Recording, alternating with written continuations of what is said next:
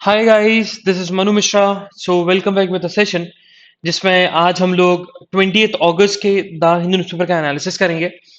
अगर हम 20th अगस्त की बात करें तो 20th अगस्त एक बहुत बड़े पॉलिटिकल पर्सन का बर्थ एनिवर्सरी भी है। आज उनकी 20th अगस्त उनकी बर्थडे होता है उनका। उनकी वो नहीं रहे, उनकी डेथ हो चुकी है। उनका असेसिनेशन हुआ था। असेसिनेशन हुआ था, मतलब ग्रेट लीडर हैं वो, और इंडिया के बहुत बड़े लीडर रहे हैं कांग्रेस के, एंड इंडिया के प्राइम मिनिस्टर भी रहे, तो राजीव गांधी। राजीव गांधी जो कि इंडिया के यंगेस्ट प्राइम मिनिस्टर है, उनका आज बर्थ एनिवर्सरी है। 20th August the birthday of Rajiv Gandhi, तो ये याद रखना। ठीक है, चलो। So here we start the analysis of today's newspaper. So the first news, it's about the CBI and SIT to investigate in the Bengal violence case.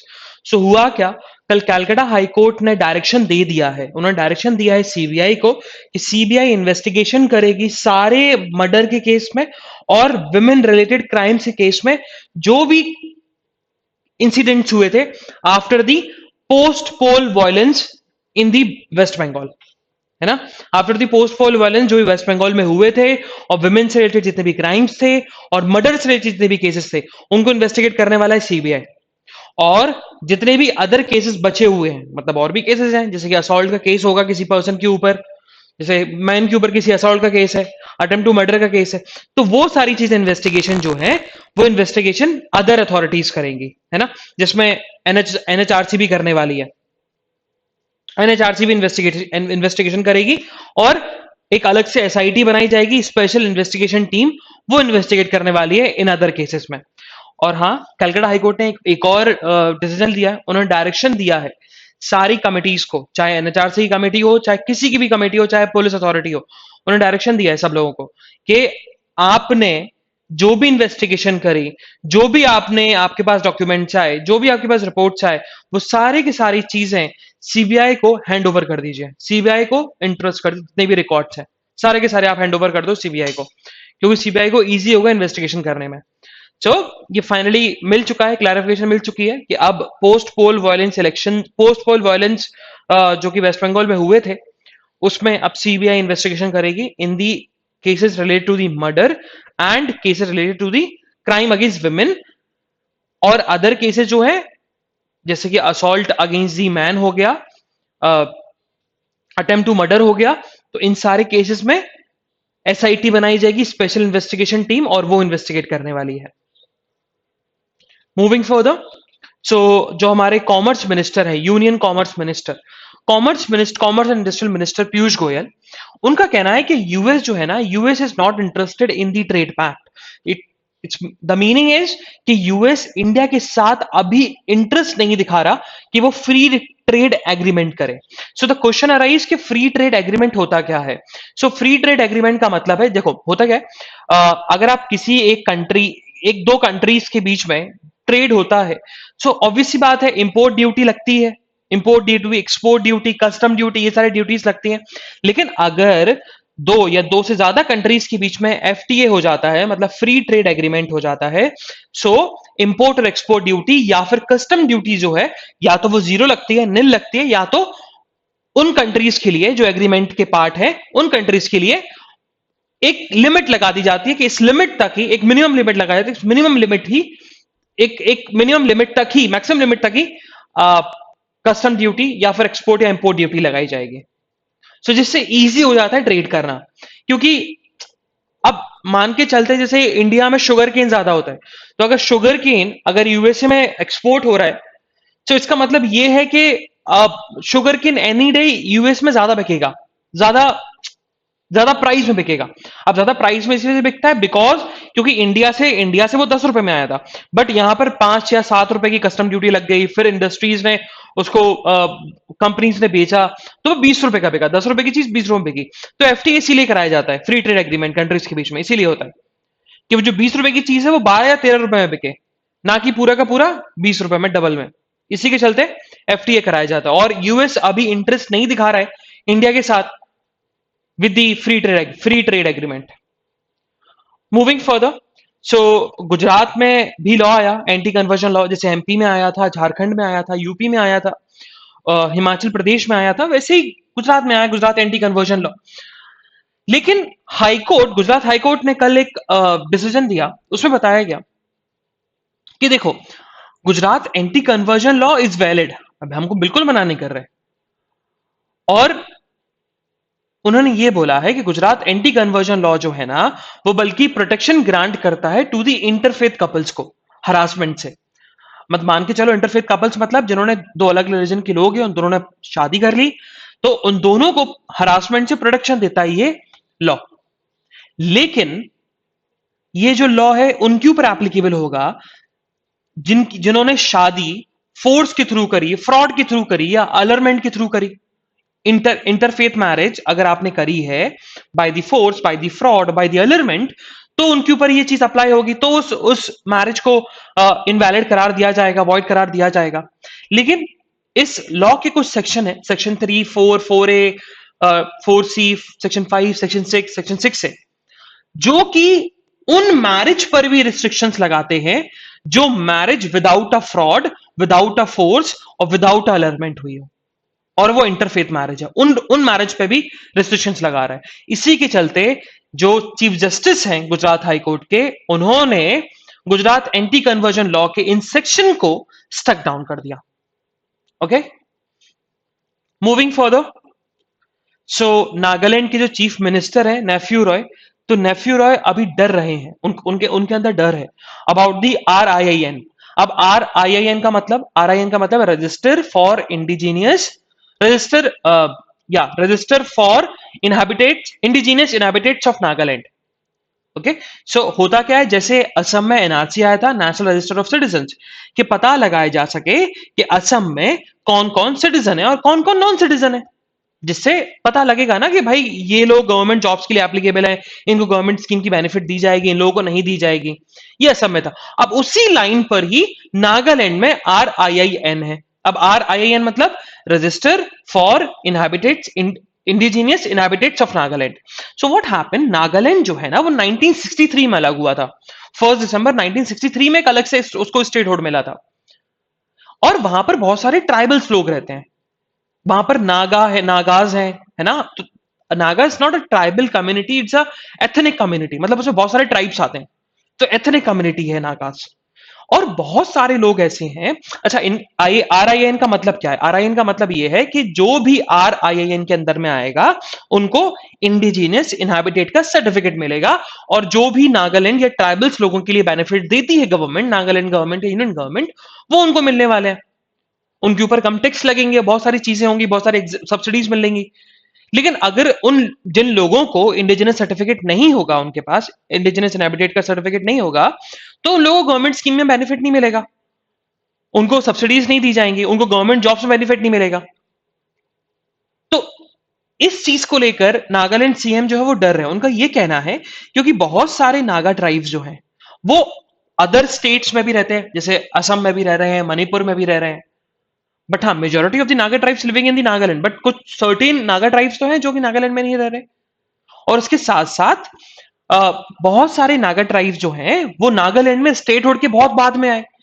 तो 1963 जो आपने कट ऑफ डेट लगा रखी है उसको चेंज करो, और उसको चेंज किया जा रहा है ना, उसको चेंज करने की डिमांड भी रख रही है कि कट ऑफ डेट जो है 1977 होना चाहिए। लेट्स सी होता क्या है। मूविंग फर्दर, सो हमें सिटी के बारे में नहीं पढ़ना है, तो will skip the city news, है ना, पूरे तरीके सिटी न्यूज को स्किप कर दो।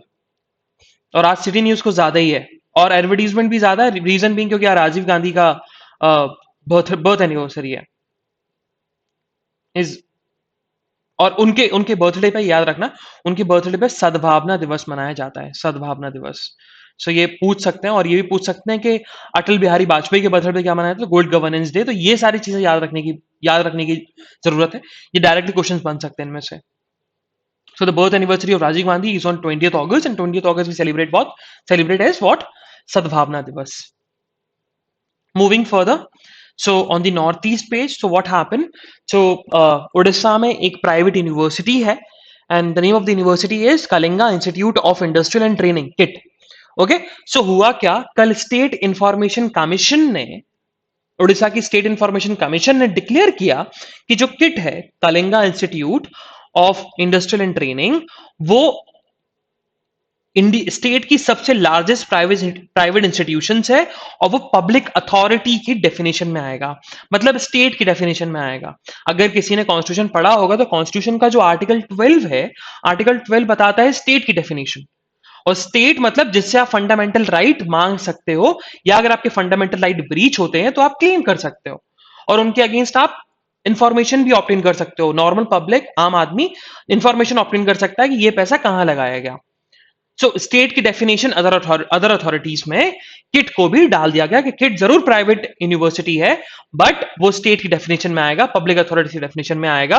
और कोई भी person after filing a right to information plea of right to information under the RTI act, वो इंफॉर्मेशन फर्निश कर सकता है उस यूनिवर्सिटी से। ओके, अब ये क्यों हुआ? तो रीजन बीइंग, प्राइवेट यूनिवर्सिटीज होते हुए भी इसको अदर अथॉरिटीज मतलब स्टेट की डेफिनेशन में क्यों डाल दिया? हुआ इसलिए क्योंकि गवर्नमेंट जो है ना, गवर्नमेंट इसको बहुत ज्यादा बेनिफिट देती है, बहुत ज्यादा बेनिफिट देती है, और यूनिवर्सिटी बहुत ज्यादा बेनिफिट रिसीव करती है उड़ीसा गवर्नमेंट से। इसी के चलते स्टेट इंफॉर्मेशन कमीशन उड़ीसा का कहना है कि अंडर द आरटीआई एक्ट जो है उसके अंडर किट आता है, और किट को हम पब्लिक अथॉरिटी डिक्लेयर कर देते हैं। So it has been declared public authority, और वो स्टेट की डेफिनेशन के अंडर आता है। Moving further, so on the southern page, so एक केस हुआ था जो कि अब क्लोज हो गया केस, एनरिका लेक्सिया केस इन दी 2012 में केस हुआ था। दो इटालियन मराइन्स जो कि एनरिका लेक्सिया केस में, एनरिका लेक्सिया शिप में आए थे और उन्होंने दो फिशरमैन्स को मार दिया था। दो इटालियन मराइन्स ने दो फिशरमैन्स को मार दिया था, और जिस शिप में वो लोग बैठे थे वो शिप का नाम था सेंट एंटनी शिप। तो हुआ क्या, 10 करोड़ रुपए का कंपनसेशन तो मिल गया सेंट्रल गवर्नमेंट को, जो कि सेंट्रल गवर्नमेंट डिसबर्स करेगा to the affected families of the fishermen, और जो सेंट एंटनी के बेसिकली ओनर थे। ओके, सो हुआ क्या, सुप्रीम कोर्ट, हुआ क्या था कि 2 करोड़ रुपए, टू करोड़ रुपीस कंपनसेशन मिलना था उस फिशिंग बोट के ओनर को, सेंट एंटनी फिशिंग बोट के ओनर को। लेकिन उस फिशिंग बोट में और भी अदर मेंबर्स भी थे, मतलब 12 मेंबर्स का क्रू था उसमें, जिसमें से 2 फिशरमैन की डेथ हो गई थी, और 10 क्रू मेंबर्स वो भी डिमांड करने लगे कि कंपनसेशन में हमारा भी शेयर होना चाहिए, क्योंकि हमने भी बहुत ज्यादा मोरल हार्म सफर किया है, और हम भी बिल्कुल बिल्कुल डेथ से एस्केप किए हैं, तो हमने भी बहुत बड़ा ट्रॉमा फेस किया है, तो हमें भी कंपनसेशन मिलना चाहिए। पूरा का पूरा कंपनसेशन शिप ओनर को नहीं मिलना चाहिए। इसी के चलते सुप्रीम कोर्ट ने स्टे लगा दिया है for the disbursement of 2 crore rupees, जो कि फिशिंग बोट के ओनर को मिलने वाला था, है ना। Moving further, so on the editorial page, तो आज हमारे एडिटोरियल में 3 एडिटोरियल इंपॉर्टेंट है। The first one is about the Abraham accords as India's best Asia bridge, इसको अपन डिस्कस करेंगे। इंडिया के रिलेशंस में है, तो बहुत इंटरेस्टिंग एडिटोरियल है, इसको डिस्कस करने वाले हैं। Then the next editorial about the arms and women, इसको अपन डिस्कस करेंगे। एंड द नेक्स्ट एडिटोरियल जो अपन डिस्कस करने वाले हैं that is back to basics, इसको अपन डिस्कस करेंगे। ओके, चलो, so first we discuss the Abraham accords as India's West Asia bridge. So basically ये जो बेसिकली एडिटोरियल है ना, ये एडिटोरियल बता रहा है कि इंडिया और वेस्ट एशिया के रिलेशन अब कैसे अच्छे हो गए because of the Abraham accords. तो अब्राहम अकॉर्ड जो है बेसिकली 2020 में ये स्टार्ट हुआ था, and it's a basically deal agreement, we can say it's an agreement signed between the Israel and the Arab states मतलब यूएई और बहुत अदर कंट्रीज ने साइन किया। और सबसे पहले जो कंट्री साइन करी थी अरब स्टेट्स इसराइल के साथ, वो थी यूनाइटेड अरब एमिरेट्स। सो ये Abraham Accords Arab nation recognise करते हैं इसराइल को एज अ कंट्री। हाँ, एक इकलौती अरब नेशन बची हुई है सऊदी अरेबिया, जिसने अब्राहम अकॉर्ड, मेजर अरब नेशन बचा हुआ है दैट इज सऊदी अरेबिया, जिसने अब्राहम अकॉर्ड साइन नहीं किया। बट सऊदी अरेबिया भी बेसिकली अब्राहम अकॉर्ड को बोलता है कि अब्राहम अकॉर्ड अच्छी चीज है, कोई खराब चीज नहीं है। Okay, so Abraham accord is what, it's an agreement between the Israel and the Arab countries, जिसमें अरब कंट्रीज रिकॉग्नाइज करती हैं इसराइल को as a country. Okay, so what happen, so recently बताया गया कि अभी रिसेंटली इंडिया के जो एयर चीफ मार्शल हैं, मतलब एयर फोर्स के जो चीफ हैं आर के भदौरिया, वो अभी इसराइल गए, है ना। वहां पर वो इजराइल विजिट किए थे, और वहां पर बहुत ज्यादा मल्टीलेटरल मिलिट्री एक्सरसाइज भी हुई आईएएफ की, इंडियन एयरफोर्स की, और होगी भी, अक्टूबर में होगी भी। देन आगे बताया गया कि देखा जाए तो अभी जो हमारे एयर चीफ मार्शल हैं आर के भदौरिया, जो कि विजिट पे गए थे, और जिसके चलते इंडिया ने वहां पर नेवल एक्सरसाइज भी कंडक्ट करी यूएई के साथ, जयद तलवार, है ना, सऊदी अबू धाबी की कोस्ट, अबू धाबी की कोस्ट पर, है ना। तो ये मिलिट्री एक्सरसाइज चलती रहती है, military exercise, naval exercise, air force exercise चलती रहती है। तो उसी समय जब भदौरिया जी इजराइल गए थे, उसी समय इंडिया जो है, इंडिया नेवल एक्सरसाइज कर रहा था यूएई के साथ on the coast of Abu Dhabi, और एक्सरसाइज का नाम था जायद तलवार। ओके, सो देखा जाए तो कैसे हम लोग, दोनों कंट्रीज जो कि पहले एक दूसरे की दुश्मन हुआ करती थी, हम कैसे फास्ट, बिल्कुल रैपिडली तरीके से हम स्ट्रेटेजिक कॉपरेशन बना रहे हैं दोनों कंट्रीज के बीच में, हम कैसे उन दोनों कंट्रीज का रिलेशनशिप अच्छे रख रहे हैं।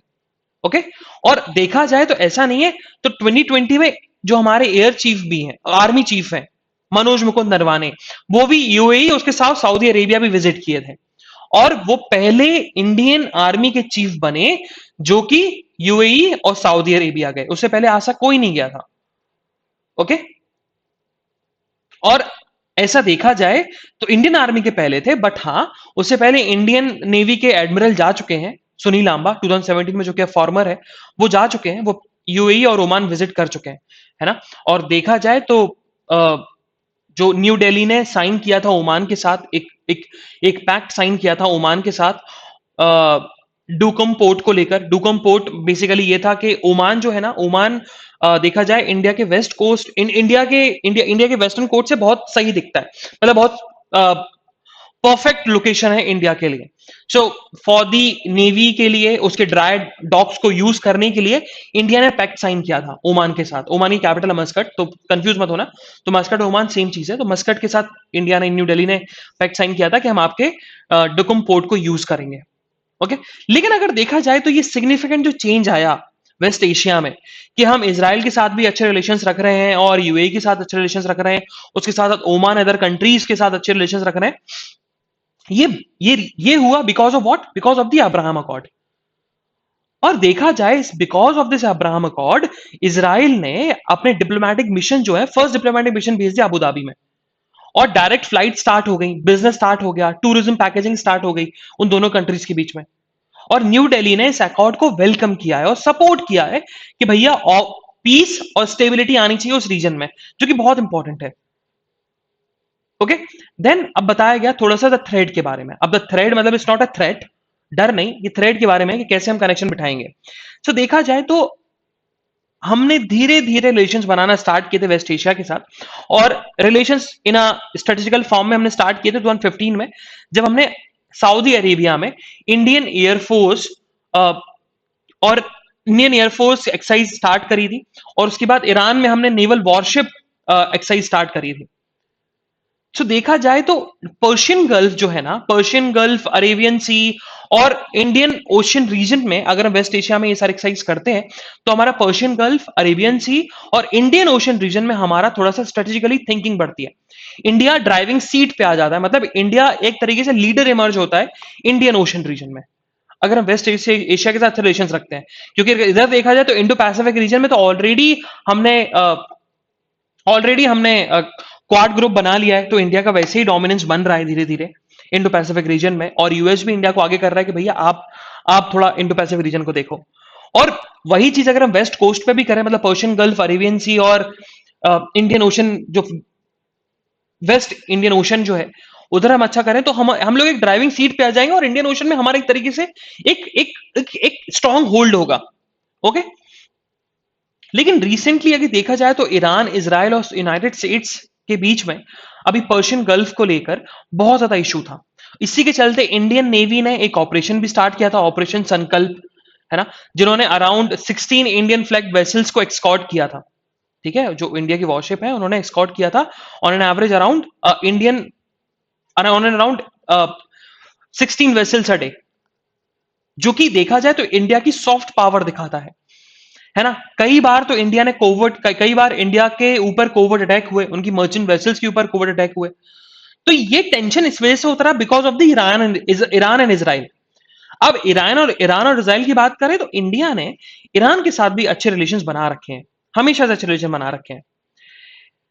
लेकिन अगर देखा जाए तो अभी रिसेंटली जब जो बाइडेन प्रेसिडेंट थे तो उन्होंने बेसिकली रिस्ट्रिक्शंस लगा दिए थे, ये बेसिकली यहां पर दिखा गया था। ईरान लिंक में अपन डिस्कस कर रहे हैं, यहीं से स्टार्ट करेंगे अपन, तो यहीं से ये वाला कंटिन्यू चीज करेंगे। तो इंडिया और ईरान के हमेशा से रिलेशन अच्छे रहे, हमेशा सिग्निफिकेंट रोल प्ले किया है इंडिया ने ईरान में, वेस्ट एशिया में देखा जाए हमेशा से ईरान को एयर स्पेस फैसिलिटीज प्रोवाइड करी हैं। और अभी देखा जाए तो कांधार से हमें अपने डिप्लोमेट्स को वैक्यूएट करना था, तो हमने ईरान के एयर स्पेस को यूज किया। इंडिया ने बहुत ज्यादा इन्वेस्टमेंट कर रखा है चाबार पोर्ट पर। इंडिया ने चाबार जायदान रेल प्रोजेक्ट स्टार्ट किया था, जो कि चाबार से लेकर अफगानिस्तान तक जाएगा। अभी रिसेंटली एस जयशंकर गए थे आपके, जब ईरान के प्रेसिडेंट की यूथ सेरेमनी थी, और उसके बाद जयशंकर के साथ साथ राजनाथ सिंह भी गए, उसके साथ साथ ईरान के जो डिफेंस मिनिस्टर हैं वो भी आए, आमिर हतामी, वो भी इंडिया विजिट किए और स्ट्रेटेजिक कॉर्पोरेशन हुआ। अब इन दो कंट्रीज में इतनी सारी चीजें हो रही हैं, इतने ज्यादा अच्छे रिलेशंस हैं, इवन दो यूएसए सैंक्शंस लगा रखा है तेहरान के ऊपर, मतलब ईरान के ऊपर, इवन दो तब भी, और इसराइल के साथ भी टेंशन में रहते हैं ये लोग। ओके, सो देखा जाए तो ईरान को बहुत ज्यादा थ्रेटन मिलती रहती है, यमन से थ्रेटन मिलती रहती है, सीरिया से थ्रेटन मिलती रहती है कि भैया वहां से प्रॉक्सी वॉर की जाएगी। बट अगर देखा जाए तो इंडिया ने अभी तक वेस्ट एशिया में अच्छा कर रहा है और उसको और अच्छे करने की जरूरत है, और वो चाहता है कि एक तरीके से पीस बन जाए ईरान इजराइल इन दोनों नेशंस के बीच में।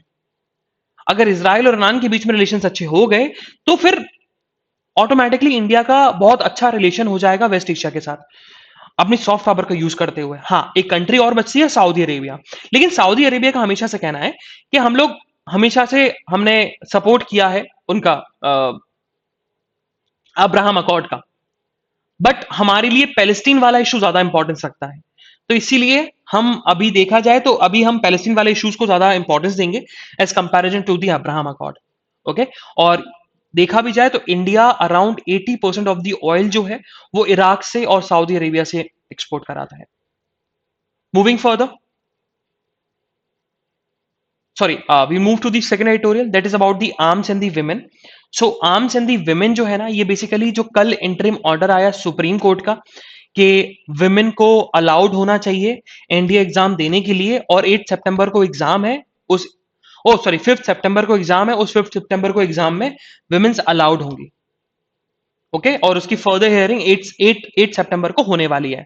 सो व्हाट हैपन, तो सबसे पहले तो अपन ने ये चीज ऑलरेडी डिस्कस करी हुई है कि भैया परमानेंट कमीशन विमेन को नहीं मिलती थी। पहली बात तो विमेन इंडक्ट हुई थी इंडियन आर्म फोर्सेस में 1992 में, और 1992 से अभी तक 2020 तक सिर्फ उनको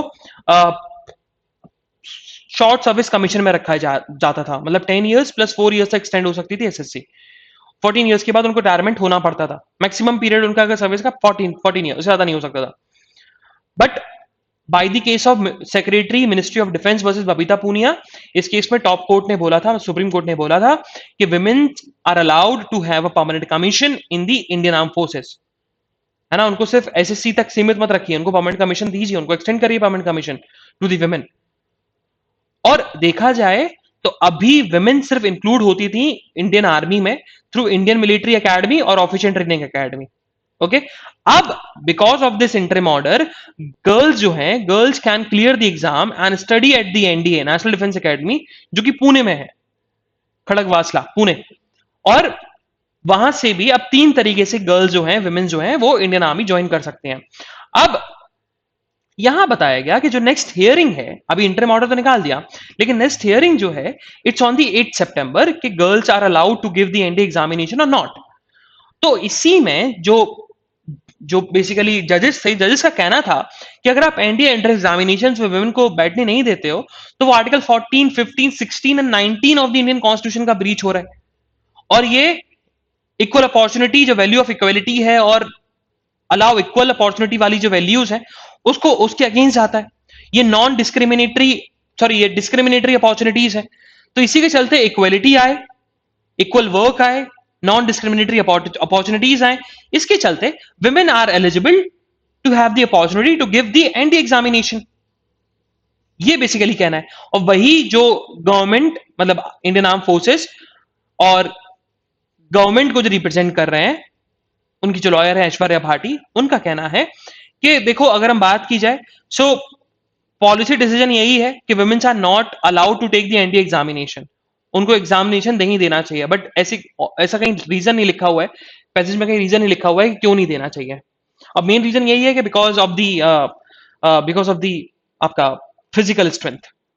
ओके, सो बेंच का यही कहना है कि ये जेंडर डिस्क्रिमिनेशन दिखाता है, जेंडर डिस्क्रिमिनेशन नहीं होना चाहिए। मूविंग फर्दर, सो हमारा जो नेक्स्ट एडिटोरियल है, it's about the back to basics. So back to basics में ये बेसिकली बताया गया कि अभी अभी यूनिसेफ की मीटिंग हुई है ना। यूनिसेफ के पास एक रिपोर्ट आई है ना, यूनिसेफ के पास एक रिपोर्ट आई जो कि सर्वे कंडक्ट किया गया था, एक सर्वे कंडक्ट किया गया था by the LIGO foundation in the Denmark. उसमें बताया गया कि स्टूडेंट जो है ना बहुत ज्यादा इंपॉर्टेंस देते हैं टू दी पीयर इंटरेक्शन, मतलब अगर आप इंटरेक्ट करते हो उनके साथ, बात करते हो उनके साथ, और वो ज्यादा इंपॉर्टेंस देते हैं गुड टीचर्स को, और उस लर्निंग को वो ज्यादा इंपॉर्टेंस देते हैं, उस नॉलेज को वो ज्यादा इंपॉर्टेंस देते हैं जो एक्सपर्टीज से मिले, और ऐसी लर्निंग को वो ज्यादा इंपॉर्टेंस देते हैं जो फन तरीके से सिखाया जाए उनको, फन कंटेंट हो। और वही बात यूनिसेफ का कहना है, यूनिसेफ का यही कहना है कि चिल्ड्रन जो है वो स्कूल्स वापस से जाने चाहिए। बिकॉज ऑफ दिस पैंडेमिक बहुत सारे बच्चे स्कूल्स नहीं जा पा रहे, बहुत सारे क्या, बहुत बहुत बहुत मतलब सारे बच्चे स्कूल्स नहीं गए। और वही यूनिसेफ का कहना है कि now there is a time the children want to go back to the schools. लेकिन अगर हम इंडिया की बात करें तो because of the lockdown and because of this pandemic बहुत सारे ड्रॉप आउट्स हुए, ड्रॉप आउट रेट इंक्रीज हो गया। तो ये अलार्मिंग सिचुएशन है इंडिया के लिए। बहुत सारे चिल्ड्रन का माइग्रेशन हो गया from private school to the government school because of the inability to pay the fees. उनके ऊपर घर में बहुत ज्यादा एब्यूज हो रहा है, उनको न्यूट्रिशन सही तरीके से प्रॉपर नहीं मिल पा रहा। तो वही ऑथर का कहना है, वही ऑथर ने लिखा है कि ये सारी प्रॉब्लम्स इंडिया फेस कर रहा है, इंडिया के बच्चे फेस कर रहे हैं इन द एजुकेशन।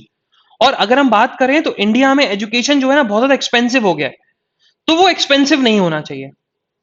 ओके, और जो फाउंडेशन एजुकेशन का वो वीक होता जा रहा है, तो वो उस फाउंडेशन को हमें वीक नहीं करना है। ओके, वही अब बताया गया, इशू टू बी एड्रेस बताया गया कि सबसे ज्यादा एक प्रॉपर न्यूट्रिशन मिलना चाहिए, है ना। अब अगर देखा जाए तो ये डिपेंड करता है एज ग्रुप के ऊपर, जेंडर के ऊपर, बट अराउंड 1000 से लेके 3000 तक कैलोरीज मिलनी चाहिए पर डे एक चिल्ड्रन को, एक चाइल्ड को। बट क्वेश्चन यही उठता है क्या मिड डे मील जो गवर्नमेंट ने स्कीम स्टार्ट करी थी, क्या वो फुलफिल कर रहा है न्यूट्रिशन नीड्स को? ये ऑथर का कहना है ना।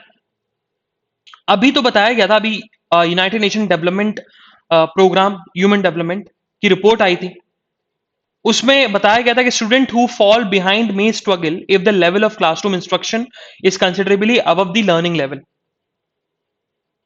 अभी भी जो लर्निंग लेवल है, मतलब जो बुक्स हैं, कंटेंट है, उनकी लर्निंग लेवल के बहुत ऊपर है, तो उनको बहुत डिफिकल्टी फेस करनी पड़ती है उन चीजों को समझने के लिए। तो वही ऑथर ने लिखा है कि अभी हम बात करें तो by the national education policy 2020 ये प्रपोज किया गया था कि टीचर्स के पास फ्रीडम होगी, कंटेंट हेड के पास फ्रीडम होगी कि वो अपने तरीके से कंटेंट को चेंज कर सके बच्चों के पर्सपेक्टिव से, बच्चों के हिसाब से। बट क्वेश्चन ये उठता है कि क्या टीचर के पास टाइम है, क्योंकि टीचर को पढ़ाना भी है, तो टीचर के पास they have a very short of time. Okay, तो इसी के चलते स्टूडेंट जो है ना वो सिर्फ कंज्यूमर हो जाते हैं टीचिंग के, they can not become the creators. ये अपन एक बार डिस्कस भी किया था कि they are the consumers, students can not become the creators अगर ऐसी चीजें हरकतें होती रहेंगी। देन अब यही बताया ऑथर ने लिखा कि नीड फॉर स्किल टीचर होने चाहिए। सो बताया गया कि भाई आंगनवाड़ी टीचर्स जो होते हैं ना, आंगनवाड़ी टीचर्स को 10,000 रुपए दिए जाते हैं, हेल्पर्स को 5,000 रुपए दिए जाते हैं। तो अगर आप गवर्नमेंट उनको पैसा ही नहीं देगी, देगी, तो फिर अच्छी स्किल टीचर कैसे मिलेंगे बच्चों को? ये उन्होंने क्वेश्चन रेज किया, ऑथर ने क्वेश्चन रेज किया। उसके बाद ये बताया गया कि आंगनवाड़ी टीचर्स भी बेसिकली उनके पास सही तरीके से उनके पास एक्सपर्टीज नहीं होती, दे लैक द एक्सपर्टीज, जिसके चलते बच्चों को सिखा ही नहीं पाते। है ना। तो इसीलिए जो स्किल का प्रपोजल है उसको अपग्रेड करना चाहिए, और that can be increase by the online mode. जरूरी नहीं है कि आप ऑफलाइन मोड से इंक्रीज करो, आप ऑनलाइन मोड से भी इंक्रीज कर सकते हो जो टीचर्स या आंगनवाड़ी टीचर्स हैं उनकी स्किल को। देन आगे ये बताया कि working in the rural areas, तो ये बताया गया कि जो भी गवर्नमेंट सर्वेंट्स होते हैं, गवर्नमेंट ऑफिसर जो बनते हैं, या गवर्नमेंट जिनकी जॉब्स लगती है या प्राइवेट जॉब्स भी लगती है ना, तो ये इन दोनों को, government entity and private entity, दोनों को ये चीज स्टार्ट करनी चाहिए कि जैसे कि मेडिकल कॉलेजेस में होता है ना, एम्स में होता है कि अगर आप एम्स से पढ़ के आए तो for a period of 2 years आपको पहले प्रैक्टिस करना होगा, कोर्ट आपको रूरल एरिया में प्रैक्टिस करना होगा। सो वही चीज सारे लोगों के साथ होना चाहिए कि जितने भी एम्प्लॉइज हैं, चाहे प्राइवेट एम्प्लॉय चाहे गवर्नमेंट एम्प्लॉइज, उनको भी डिप्लॉय करना चाहिए फॉर अराउंड 2 से 3 months या 4 months या 5 months इन दी रूरल एरियाज, जिसके चलते वो बच्चों को सिखाएं कि कैसे पढ़ना है, कैसे क्या करना है, कैसे अपनी एजुकेशन को एनहेंस करना है, अपनी पर्सनालिटी को एनहेंस करना है।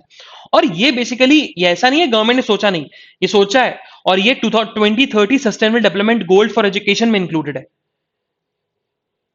कि प्राइवेट कंपनीज जो है वो मेंटरशिप प्रोग्राम को स्पॉन्सर करें, अपने एम्प्लॉइज को भेजें, गवर्नमेंट भी अपने एम्प्लॉइज को भेजे और टाइम स्पेंड करें वहां पर बच्चों के साथ, उनको एजुकेशन प्रोवाइड करें, उनको पर्सनल डेवलपमेंट कैसे एनहेंस की जाए वो चीज प्रोवाइड करें। ये ऑथर ने बताया। Moving further, so we directly move to the national news. National news में देखा जाए, सो कल के न्यूज़पेपर में था जो अपन ने स्किप कर दिया था, तो डिटेंशन सेंटर का नाम चेंज करके अब उसको ट्रांजिट कैंप रख दिया है ना। तो असम गवर्नमेंट का यही कहना है कि डिटेंशन सेंटर जो था वो इनह्यूमन टाइप था, बट ट्रांजिट सेंटर जो है वो इनह्यूमन नहीं है, इट्स अ ह्यूमन टाइटल, इसी के चलते नाम चेंज किया है। मूविंग फर्दर, सो राजनाथ सिंह ने डिफेंस स्टार्टअप चैलेंज 5.0 को स्टार्ट कर दिया। अब ये है क्या डिफेंस स्टार्टअप 5.0? तो बेसिकली ये स्टार्टअप स्टार्ट हुआ था, और इस स्टार्टअप में ये था कि कैसे इंडिया जो है सेल्फ रिलायंस बने, और हम इनोवेशन को कैसे फॉस्टर कर सके, और कैसे टेक्नोलॉजी डेवलप हो सके इन दी डिफेंस सेक्टर में और एरोस्पेस सेक्टर में, हम लोग कैसे सेल्फ रिलायंट बने, कैसे टेक्नोलॉजी डेवलप हो। इसीलिए ये जो प्रोग्राम्स है, जैसे स्टार्टअप ये प्रोग्राम चैलेंज ये स्टार्ट हुआ है ना, डिफेंस स्टार्टअप चैलेंज 5.0, ये राजनाथ सिंह ने इनॉग्रेट किया है, इसका 5th एडिशन है। ठीक है, तो डिस्क की तरह याद करें, DISC defence India startup challenge. Okay, moving further, और इसका मेन पर्पस क्या है? To become a self reliant, to India to achieve a self reliance and to foster innovation and technology development in the field of defense and aerospace. Moving further, so S Jaishankar ने United nation security council में बोला, उन्होंने basically Pakistan को slam किया। उन्होंने बोला कि terror group हमेशा से वर्क करते हुए आ रहे हैं, हमेशा से हमें काम करते हुए दिखते हैं पाकिस्तान में, हमेशा से। उन्होंने 2008 को याद किया, मुंबई टेरर अटैक हुए, पठानकोट एयरबेस में जो अटैक हुआ था उसको उन्होंने याद किया, पुलवामा अटैक को उन्होंने याद किया कि ये बताया कि ये पाकिस्तान भी टेररिस्ट ने अटैक किया है। सो उन्होंने बेसिकली पाकिस्तान को स्लैम किया और बोला है कि पाकिस्तान में जो ऑर्गेनाइजेशंस हैं, उन ग्रुप्स हैं, लश्कर ए तैयबा जो हो गया, जैश ए मोहम्मद हो गया, ये अभी भी ऑपरेट कर रहे हैं और इनके ऊपर रिस्ट्रिक्शंस लगने चाहिए। मूविंग फर्दर, सो अच्छा ये जो केस है ना, ये केस खुद रीड करना, थोड़ा सा ये ग्राउंड सिचुएशन बताता है अफगानिस्तान के बारे में। सो एक इंडियन सिटीजन है निमिशा फातिमा। सो निमिशा फातिमा जो कि केरलाइट थी, जो कि आईएस ज्वाइन करने के लिए चली गई थी, इस्लामिक स्टेट ज्वाइन करने के लिए वो अफगानिस्तान चली गई थी। अब अफगानिस्तान तालिबान ने जब कैप्चर किया था तो उनको, पहले तो वो भी प्रिजन में थी, जब अफगानिस्तान गवर्नमेंट थी तो प्रिजन में थी, क्योंकि उनके ऊपर चार्जेस लगे हुए थे कि उन्होंने आईएस को उन्होंने हेल्प करी है स्ट्रेटेजिकली और अलग बहुत सारे डिफरेंट तरीकों से। तो अफगानिस्तान गवर्नमेंट ने उनको जेल में डाल दिया था। लेकिन जब तालिबान ने कैप्चर किया तो प्रिजन से उनको रिलीज कर दिया। तो उनकी जो मदर है वो मांग रही है, इंडियन गवर्नमेंट से हेल्प मांग रही है कि भैया मेरी बच्ची को वापस भेजा जाए, कि रिलीज तो कर दिया लेकिन वो पता नहीं वो है कहां। और एक और क्वेश्चन ये है कि वो, उनकी शादी हो चुकी है, उनके हस्बैंड की डेथ हो चुकी है, और ये हस्बैंड की डेथ हो चुकी है, रिपोर्ट में आ चुका है, और उनका एक बच्चा भी है। सो ये बहुत बड़ी प्रॉब्लम है। तो उनकी अब यही है, तो अभी इंडियन इन्वेस्टिगेशन एजेंसी कर रही है इन्वेस्टिगेट, देख रही है कि भैया निमिशा है कहां पर। मूविंग फर्दर, सो सेंट्रल गवर्नमेंट बेसिकली मॉनिटर करेगा, जैसे यूएस में 3rd डोज दी जा रही है, तीसरी डोज दी जा रही है। अब वो तीसरी डोज दी जा रही है after the gap of around 7 to 8 weeks, 7 to 8 months, sorry 7 to 8 months। क्यों? अच्छा, थर्ड डोज वैसे जा रही है टू बूस्टर द इम्यूनिटी। ये बूस्टर डोज की तरह काम करेगा, मतलब इम्यूनिटी को बहुत जल्दी रैपिडली तरीके से बूस्ट करेगा। और इसी के चलते जो हमारी सेंट्रल गवर्नमेंट है, मतलब यूनियन हेल्थ मिनिस्ट्री है, वो मॉनिटर करेगी और देखेगी जो यूएस में जो बूस्टर डोज दिया जा रहा है, मतलब थर्ड डोज दिया जा रहा है, उसके क्या इंपैक्ट है। और इंडिया में भी शायद थर्ड डोज जो है वो अलाउड, अब वो स्टार्ट हो सकता है। मूविंग फर्दर, सो अगर हम देखा जाए तो इंडिया फ्रॉम द 2017 में जो इंडिया ने शुगर एक्सपोर्ट किया था, वो एक्सपोर्ट किया था अराउंड 6.2 लाख टन। और वहीं इस साल की हम बात करें तो इंडिया ने अराउंड इस बार एक्सपोर्ट जो किया है शुगर शुगर को, वो 60 लाख टन है। सो हमने अराउंड 10 टाइम्स हाई पे चले गए विद इन अ 2 years। सो इसी के चलते ये न्यूज में लिखा गया है कि हमें इस बार अराउंड 9,000 करोड़ रुपीज मिलेंगे। और हम देखा जाए तो इस बार हम, सॉरी, 9,000 करोड़ रुपीज जो है वो हम शुगर फार्मर्स को पे ऑफ करेंगे, और जो भी हमारे ऊपर गवर्नमेंट के ऊपर जो लोन है, अरियर्स है, वो अरियर्स भी पे ऑफ हो जाएंगे। ये बताया गया, तो ये बेसिकली बताता है शुगर केन के बारे में। तो अगर हम बात करें तो शुगर केन, शुगर जो है वो इंडिया में भी और चीजों में यूज होती है। एथेनॉल बनाने में यूज होता है शुगर शुगर का। Moving further, so on the world news, तो वर्ल्ड न्यूज की हम बात करें तो काबुल में और अफगानिस्तान के बहुत सारे डिफरेंट रीजन में बहुत सारे लोगों ने प्रोटेस्ट किया अफगानिस्तान के फ्लैग लेकर। जो अफगानिस्तान का जो फ्लैग है, अफगानिस्तान गवर्नमेंट का जो फ्लैग है, उसको फ्लैग लेकर प्रोटेस्ट किया रोड्स पर। वुमेन्स ने प्रोटेस्ट किया, मेंस ने प्रोटेस्ट किया अगेंस्ट दी तालिबान। और 2 दिन तक प्रोटेस्ट चलता रहा, 2 दिन से प्रोटेस्ट चल रहा है, जिसके चलते देखा गया कि बहुत सारे लोगों को मार दिया गया बाय दी तालिबान। ओके, सो ये बहुत ज्यादा इनह्यूमन इंसिडेंट हो रहे हैं अफगानिस्तान में। लेट्स सी होता क्या है। अभी देखा जाए तो इंडिया के 2 नेबरिंग नेशन है जहां पर ऐसे इंसिडेंट्स हैं, ऐसे इंसिडेंट्स हो रहे हैं, एक म्यांमार में और एक यहाँ पर अफगानिस्तान में। अफगानिस्तान में सिचुएशन तो और बेकार है।